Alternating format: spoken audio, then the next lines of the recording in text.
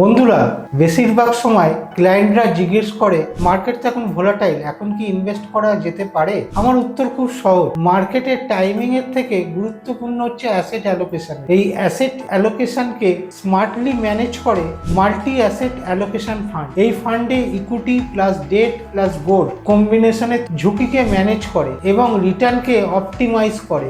Gold safety বেল্টের কাজ করে, ওভারঅল পোর্টফোলিওকে নিচে যাওয়ার থেকে রক্ষা করে। রিসেন্টলি আমরা দেখেছি নিফটি সেপ্টেম্বর 2024-এ ছিল 26,000, সেখান থেকে নিচে নেমে মার্চ 2025-এ হয় 22,000, প্রায় 15% ফল হয়। Kotak multi asset allocation fund of fund ডাইনামিকের ন্যাব 225 টাকা থেকে পড়ে হয় 210 টাকা, মাত্র 7% ফল হয়, যেটা মার্কেট ফলের অর্ধেকেরও কম। কোটাক মাল্টি অ্যাসেট ফান্ড বিগত 10 বছরে 14.52% রিটার্ন দিয়েছে, যখন মার্কেটের অ্যাভারেজ রিটার্ন ছিল 13%।